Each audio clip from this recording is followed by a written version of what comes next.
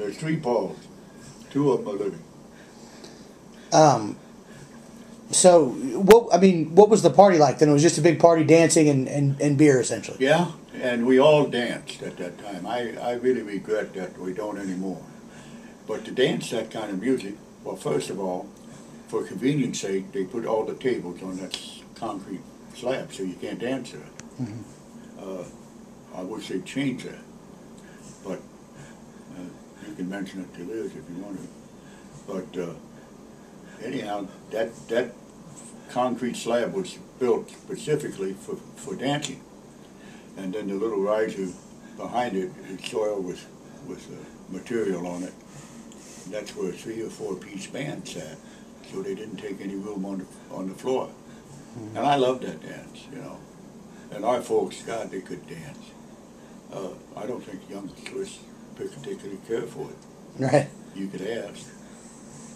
But what our family will never forget, when Bundesfeier, Leo and Trudy were here. Uh-huh. And my grandson Doug was about that high, and he didn't dance with Trudy. He what? Danced with Trudy. Oh, did he? But Trudy's the one that gave us that huge Swiss flag. What was that? One that they hang up there every year. Over here? Yeah. Oh, yeah. Yeah. He said that Fred Kupfer is a real Swiss or something like that.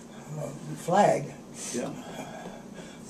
Well, he put that inscription on the inside of the chalet about Fred Kupfer, the real true Swiss. Who did that? Leo Schwind. Leo Schwind. G-S-C-H-N-D. Tell me about what you know about the formation of the Swiss Society. Why they decided to incorporate it. Now, partially because of insurance, but why? Is there other reason? Fellowship, friendship. Just social, yeah. Yeah, I mean, I can't answer. I would answer the same way he did.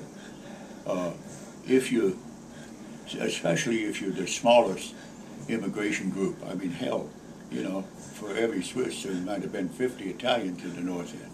Yeah, I came from the same town you did.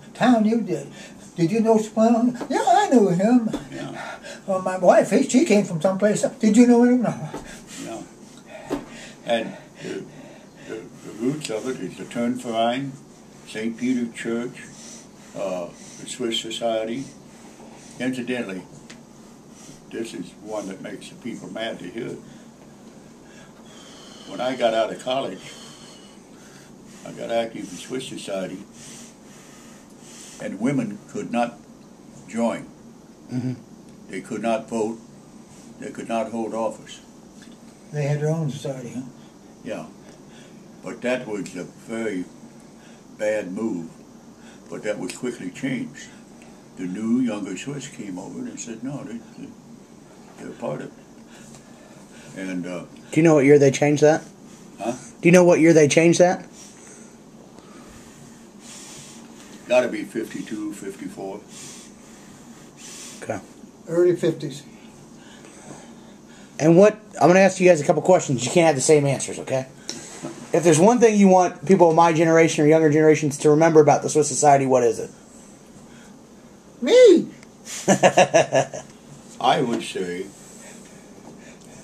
to be aware of Switzerland's history, not in the scholastic sense, like reading or writing books or whatever, but to understand that as a little new country, neutral into 2 world wars, the home of the original Red Cross,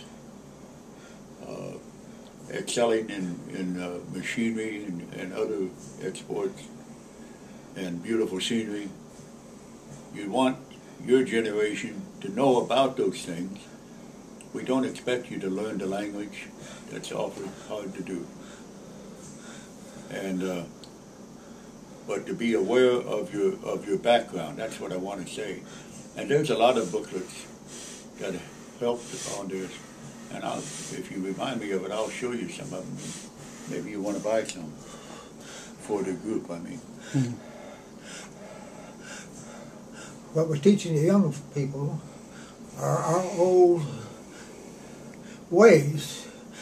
Lampions, flags twirling, singing, yodeling, dancing, the kids parade with the lampions, the fire with us. What we do, he'll lead the singing after the thing. We're still doing the same thing that our parents did, and we like for our young ones to do the same thing. Tell me if there's one thing that, what has the Swiss Society meant to you? I mean, obviously a lot, but what does it mean to you, and why have you been so active throughout the years? Is it a connection to your parents, a connection to where you... The love of the people and the activities. It's a group of people that, if it were not for the society, I wouldn't know or be close to.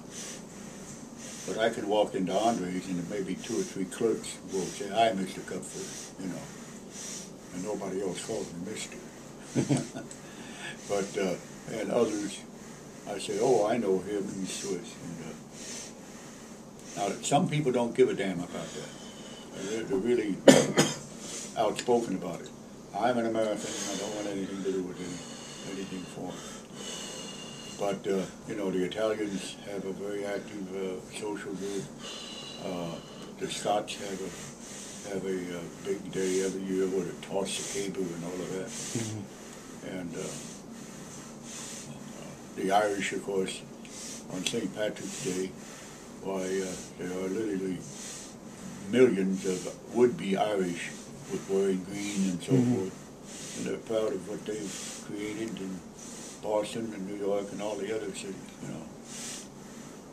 And no reason we shouldn't be. And another thing, we still eat some of those good old Swiss menus. Kartoffel salad. Oh, yeah. And the things that Andre makes. Newskipfel. Newskipfel. That's a dessert. And the sausage from Denver. The sausage, the word bratwurst is frequently misused. The real bratwurst is what you're going to get Saturday. It's white, and therefore it's often called Weisswurst, white sausage. And it's primarily veal, that's why it's white. Mm-hmm. And that makes it completely different from regular sausage. I can't think of the name of it right now. Yeah, but the real bratwurst is that if it's not white, and to make it more appealing to the eye, Paul Gessler taught me this, and taught several this. You put a pot on the stove there while you're getting ready for the fire, and you put a little milk in there. And the sausage, you dip it in that, and then put it on it, and it turns part of the skin brown. And people think that's better. Mm-hmm. Okay? I never heard of that. That's the way they